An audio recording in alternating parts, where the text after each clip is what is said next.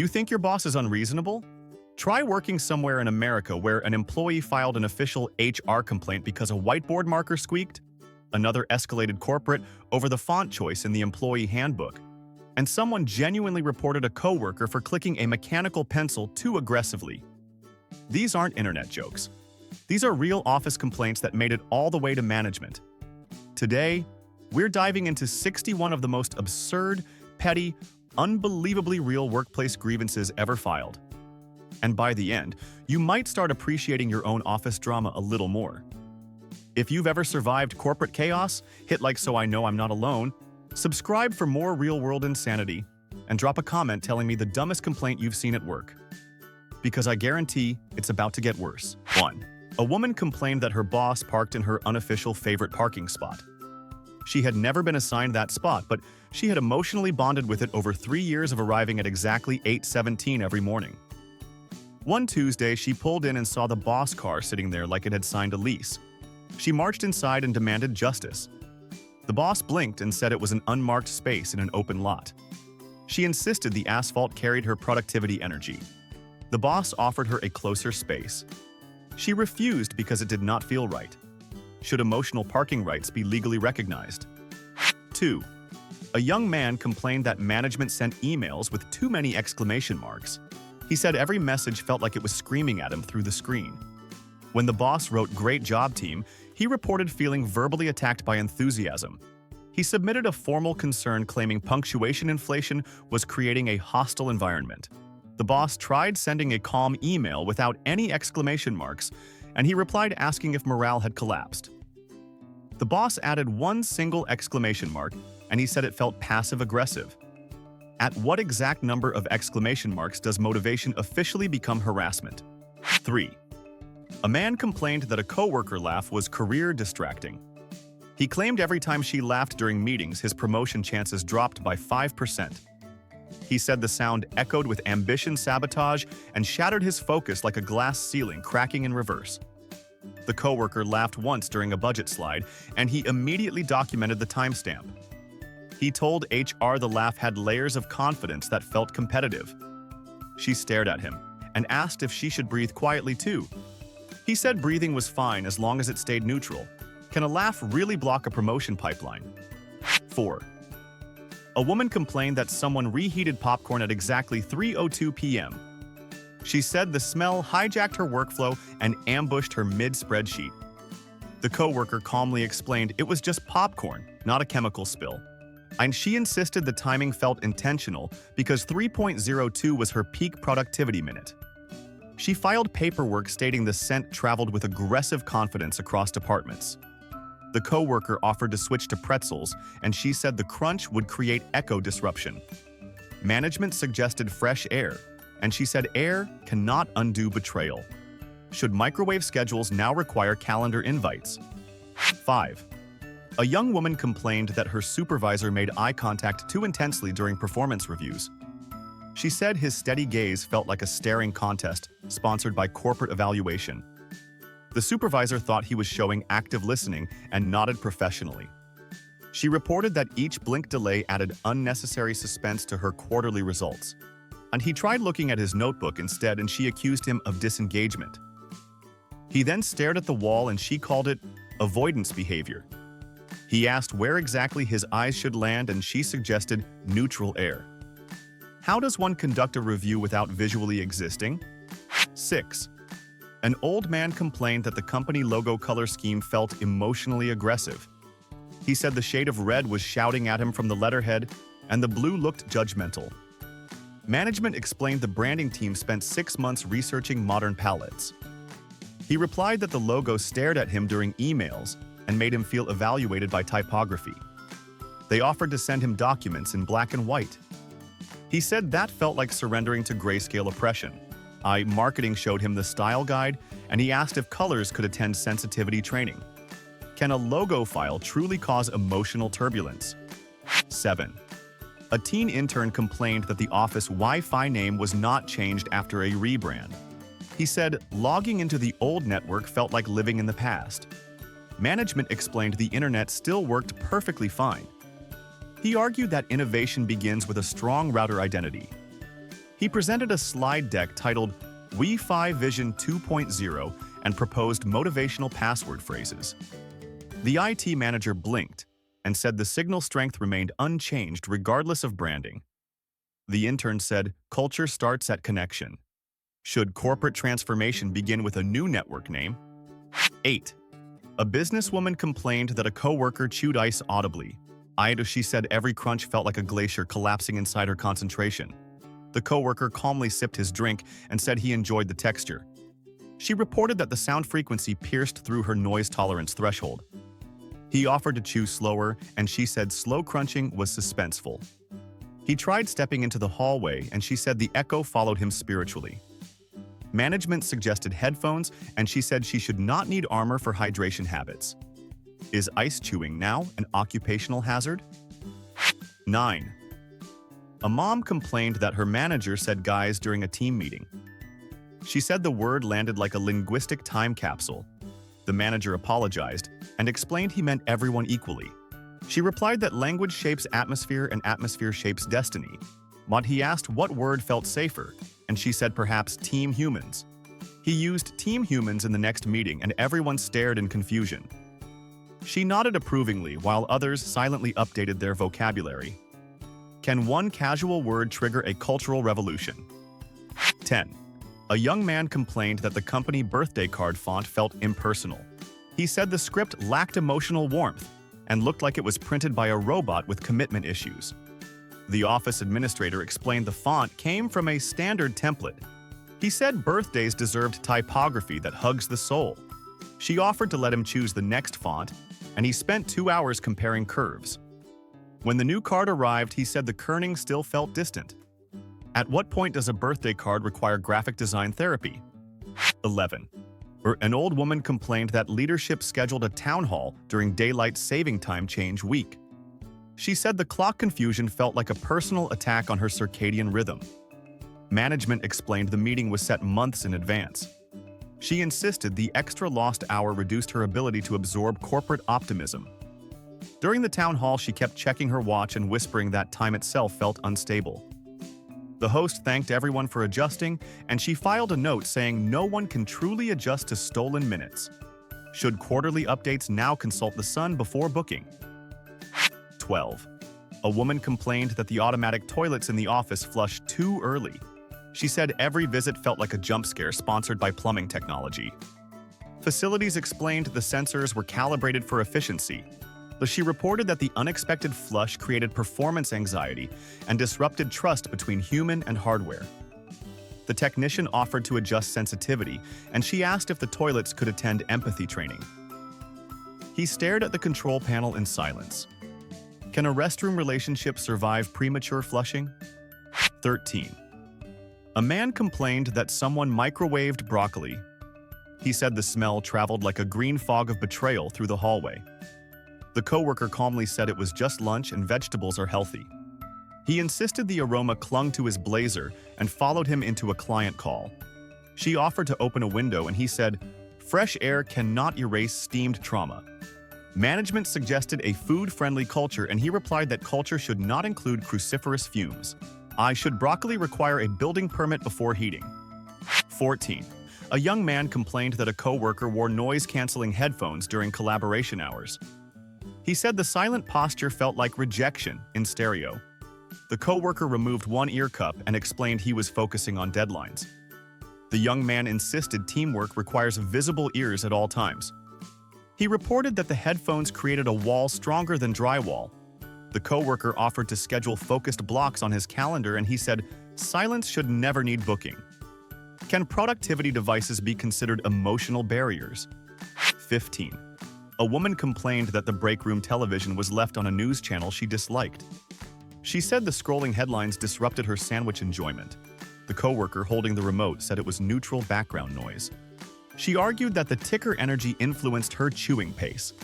He offered to switch to cooking shows, and she said the sizzling sounds were equally political in tone. Management suggested turning the TV off, and she said silence felt suspicious. Should lunch require a content moderation policy? 16. A man complained that his desk faced a wall instead of a window. He said the drywall limited his visionary thinking. The supervisor explained seating was based on available space. He insisted natural light was essential for strategic ideas to bloom. She offered to rotate the desk slightly, and he said a diagonal view of beige paint did not count as inspiration. He printed photos of mountains and taped them to the wall, then claimed they lacked authentic breeze. Does innovation truly depend on window proximity? 17. A young woman complained that her supervisor said, "Let us circle back too often." She said each repetition felt like being trapped on a conversational roundabout. The supervisor explained it was just a common phrase. She tracked the frequency in a spreadsheet and presented a chart titled Circular Communication. He tried replacing it with "let us revisit," and she accused him of synonym evasion. He paused mid-sentence to avoid looping, and she said the silence was equally disorienting. At what point does a phrase become a spinning hazard? 18. A businessman complained that the office printer defaulted to double-sided without asking. He said flipping pages disrupted his leadership rhythm. The IT technician explained it saved paper and reduced costs.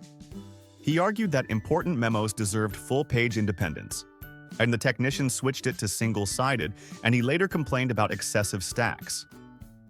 He said carrying thicker reports strained his executive posture. The technician quietly stared at the settings menu. Can a print preference escalate into a boardroom crisis?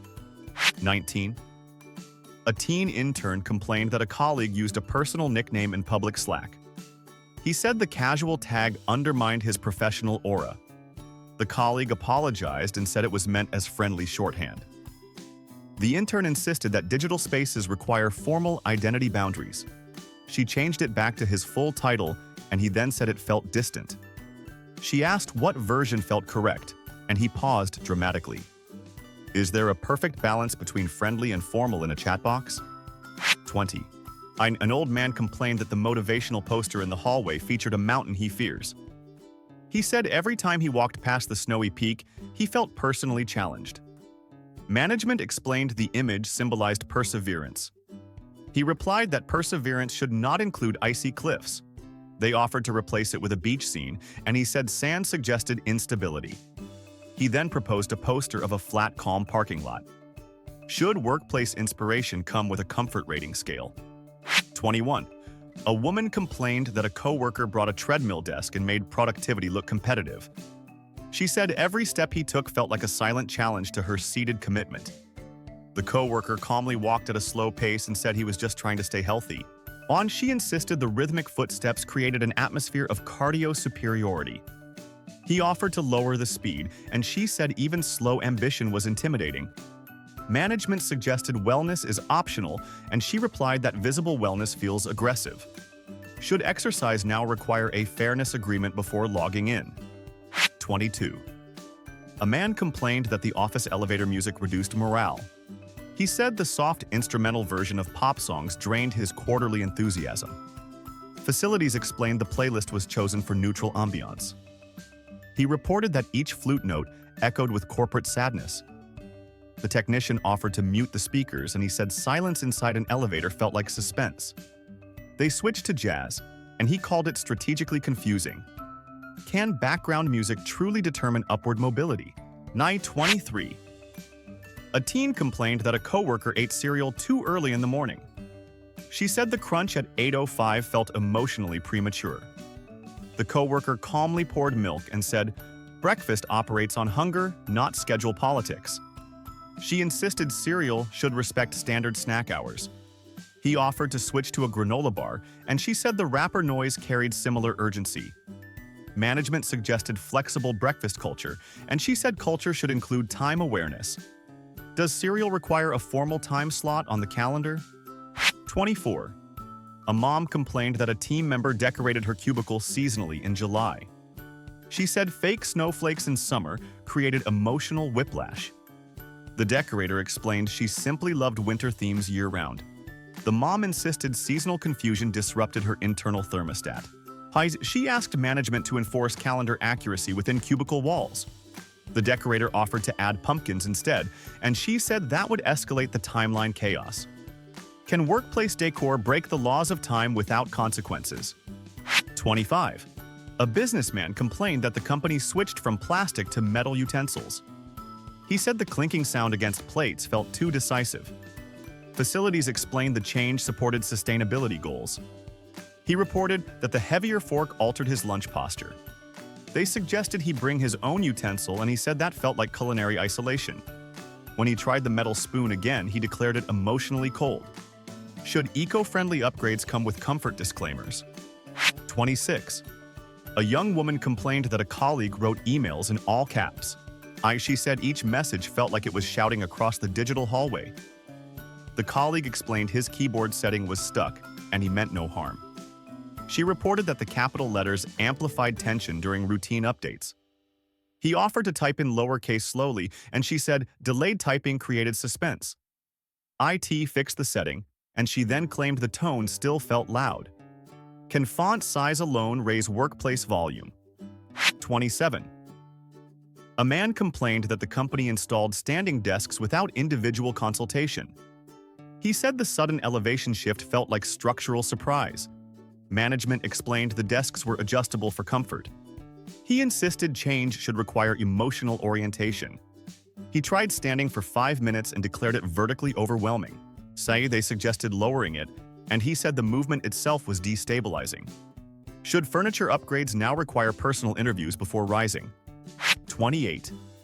A woman complained that her boss responded, noted with a period. She said the punctuation landed with icy finality. The boss explained it simply meant acknowledgement. She insisted the period created dramatic closure energy. He tried replying, noted without a period, and she said it looked unfinished. He added a smiley face, and she reported it felt sarcastic. He stared at the keyboard in quiet confusion. Can a single dot at the end of a word change office climate? 29. A teen intern complained that a coworker brought a ring light to Zoom meetings. She said the glowing halo created performance pressure. The coworker adjusted the brightness and said it improved camera clarity. She insisted the professional lighting made her own webcam look underprepared. He offered to share the link to buy one, and she said competition should not require illumination. Management suggested equal access to light, and she said equality should not shine that bright. Is good lighting now a corporate advantage? 30. A mom complained that HR used the word family in onboarding slides. She said the term blurred professional boundaries.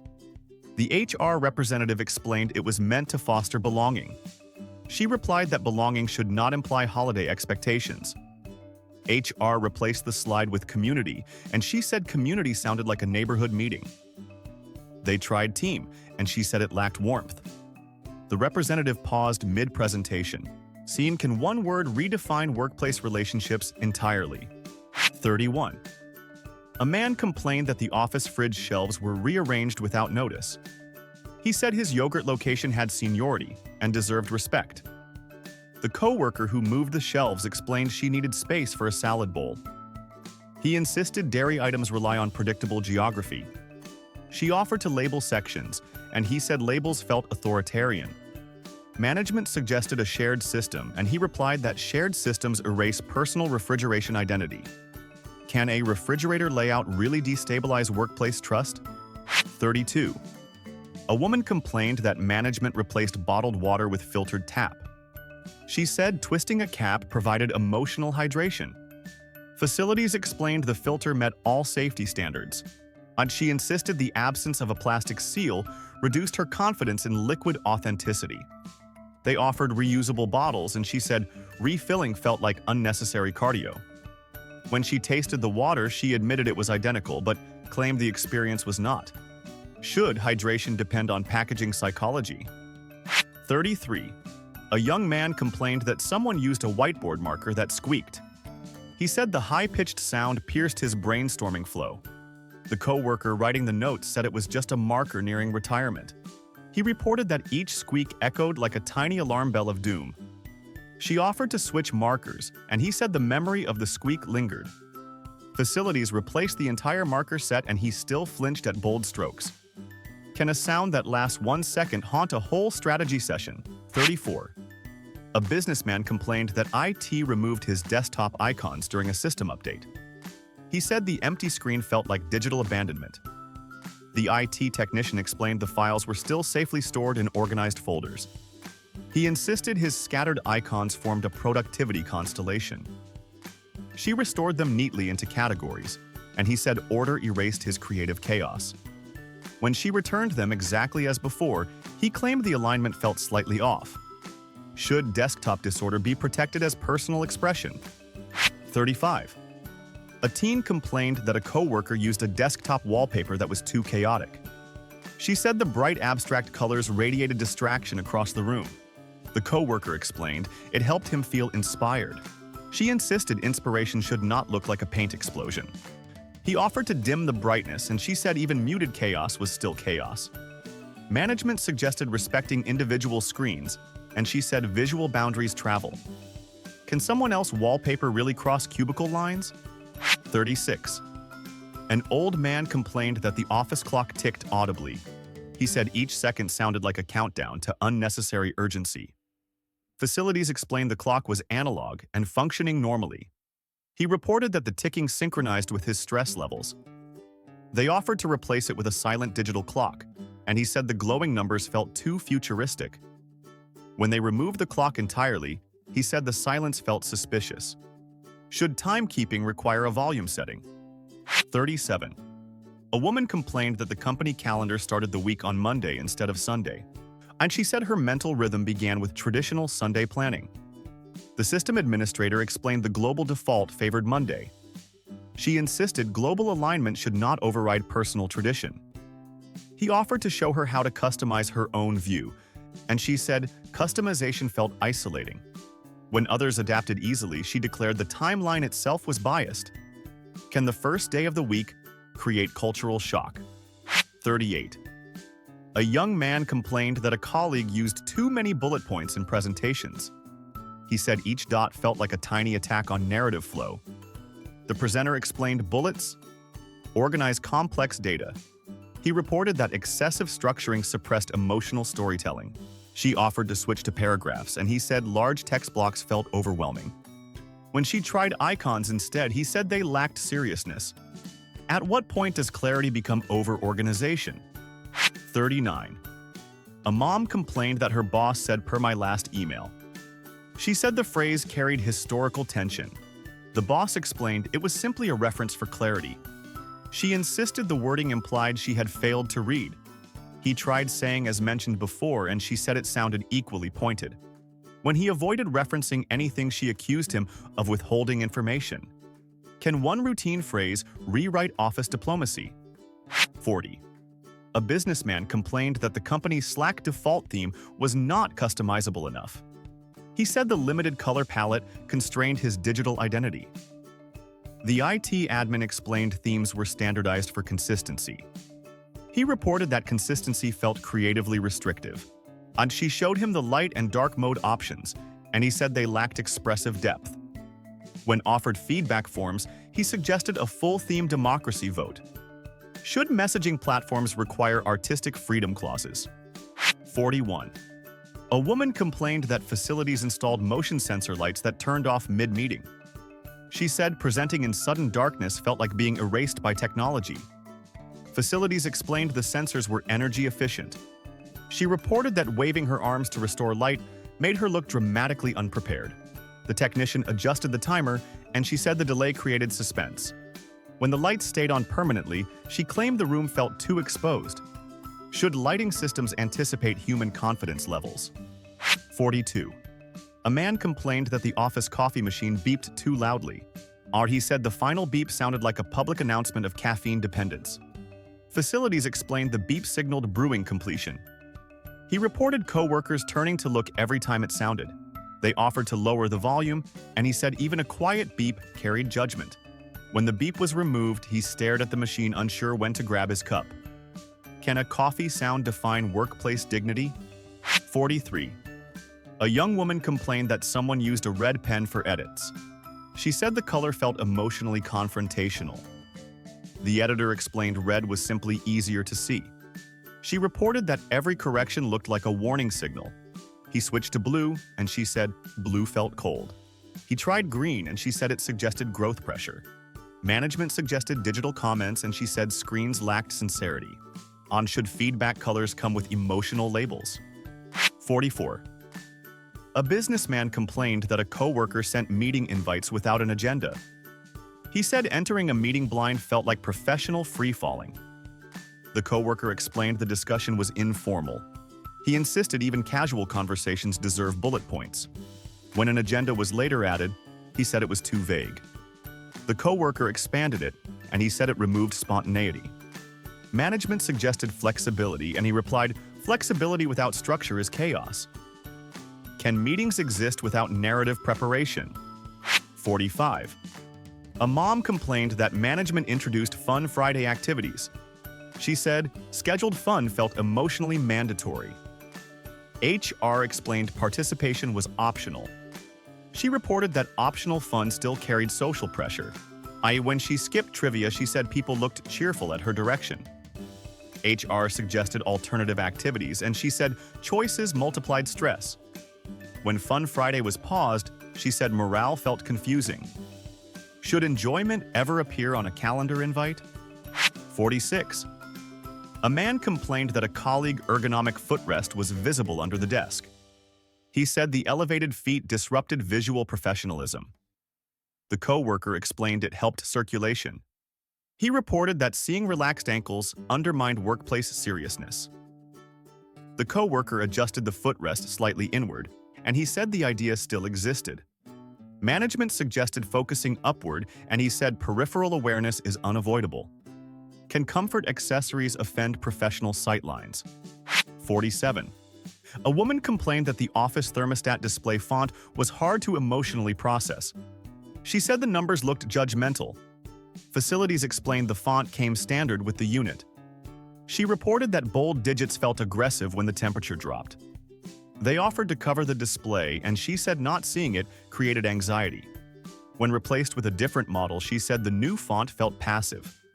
Should temperature numbers require typography approval? 48. A teen complained that the break room chairs were stackable instead of cushioned. She said sitting felt temporary and emotionally unsupported. Facilities explained stackable chairs saved space. She reported that the lack of padding discouraged lunch commitment. They brought in cushions, and she said the softness felt inconsistent. See, when one chair was replaced with a sofa, she said it changed the social hierarchy. Should seating comfort define workplace equality? 49. A man complained that the company switched from paper towels to air dryers. He said the blowing sound felt like public exposure. Facilities explained it reduced waste. He reported standing there waiting made hand drying a performance. When paper towels briefly returned, he said the tearing noise felt aggressive. Management suggested personal towels, and he said that blurred professional boundaries. Can drying hands become a moral dilemma? 50. A woman complained that her supervisor ended meetings with any questions too abruptly. She said the phrase felt like a conversational cliff. The supervisor explained it was an open invitation. She reported feeling rushed into silence. He tried saying, "We can discuss more later," and she said it sounded dismissive. When he paused quietly, she said the gap felt uncomfortable. How should a meeting truly end without emotional confusion? 51. A man complained that the office window blinds were adjusted without notice. He said the sudden increase in sunlight disrupted his calibrated focus levels. The coworker who lifted them explained the room felt too dim. He reported that brightness should require consensus. She lowered them halfway, and he said the angle created uneven optimism. Facilities suggested leaving them fixed, and he replied that fixed light removes personal agency. Can sunlight really need a meeting approval before entering the room? 52. A woman complained that someone printed in grayscale instead of color. She said the muted charts looked emotionally underfunded. The coworker explained the color printer was busy. She reported that grayscale stripped the presentation of passion. He offered to reprint in color, and she said the moment had already passed. Management reminded her the data remained accurate. She replied accuracy without vibrancy felt hollow. Should ink choice determine strategic impact? 53. A teen complained that a coworker used a mechanical pencil that clicked repeatedly. She said each click sounded like a countdown to irritation. The coworker explained he clicked while thinking. She reported the rhythm hijacked her concentration. He switched to a regular pencil and she said the scratching felt equally intrusive. When he stopped writing altogether, she asked why he was disengaged. How can a tiny pencil mechanism truly shake mental stability? 54. A businessman complained that the office switched from Google Docs to another platform. He said the new interface felt like betrayal. IT explained the migration improved security and collaboration. He reported that unfamiliar toolbars disrupted his executive flow. They offered training sessions, and he said adaptation should not require homework. When he finally learned the shortcuts, he claimed the old layout had superior emotional clarity. Can software transitions rewrite workplace loyalty overnight? 55. A young woman complained that a teammate used a laser pointer during a presentation. She said the red dot darting across slides felt aggressively precise. The presenter explained it helped highlight key metrics. She reported that the moving light created unnecessary suspense. He tried holding the pointer steady, and she said the fixed dot looked accusatory. Management suggested removing it entirely, and she said now she could not follow the data. Should a small beam of light control audience comfort? 56. A mom complained that management installed a suggestion box that felt passive-aggressive. She said the slot implied silent dissatisfaction. Leadership explained it encouraged anonymous feedback. She reported that anonymity suggested hidden tension. When they removed the box, she said the absence of a channel felt dismissive. They replaced it with digital forms, and she said clicking felt impersonal. Can offering feedback options actually create more complaints than it solves? 57. An old man complained that the office scent diffuser smelled like corporate vanilla. He said the fragrance carried artificial ambition. Facilities explained the scent was chosen for neutrality. He reported that neutral should not smell like dessert. They offered to switch to citrus, and he said citrus felt overly energetic. When the diffuser was turned off, he claimed the plain air felt suspiciously empty. Should workplace air require a personality profile? 58. A young man complained that his ID badge lanyard color was not optional. He said the assigned shade clashed with his professional aura. HR explained colors were department-coded. He reported that identity should not be pre-selected. They allowed him to swap with another department, and he said it blurred structural clarity. See, when offered a neutral black strap, he said it lacked expressive courage. Can a strip of fabric define corporate individuality? 59. A woman complained that a coworker brought a personal humidifier. She said the soft mist created unpredictable atmosphere shifts. The coworker explained dry air irritated his throat. She reported that visible vapor felt like environmental freelancing. He adjusted the setting to low, and she said even subtle mist altered desk climate perception. Facilities measured humidity and found no issue. Can invisible moisture really threaten shared airspace? 60. A teen complained that the team group photo was taken in landscape instead of portrait orientation. She said the horizontal format flattened emotional presence. The photographer explained landscape fit everyone comfortably. She reported that portrait would have elevated vertical confidence. When the image was cropped vertically, she said it cut off symbolic elbow room. Management suggested retaking it, and she said the moment authenticity was gone. Should photo orientation determine team unity? 61. A businessman complained that the company handbook used too many commas. He said the pauses disrupted his reading momentum. HR explained the document followed proper grammar standards. He reported that excessive punctuation created dramatic hesitation. They offered a simplified summary, and he said it lacked legal weight. When shown the style guide, he claimed clarity should not require breath control. Can commas truly become the final frontier of corporate frustration? And that was 61 wild library complaints that prove silence is not always peaceful. From people offended by page-turning volume to readers emotionally challenged by book covers, these libraries survived chaos with a barcode scanner and patience. If this made you laugh or question humanity, hit like right now. Subscribe to Ridiculous Complaints for more unbelievable drama. Turn on notifications so you never miss the next meltdown. Share this with someone who would complain about library air. Now tell me, what is the wildest Karen encounter you have ever witnessed?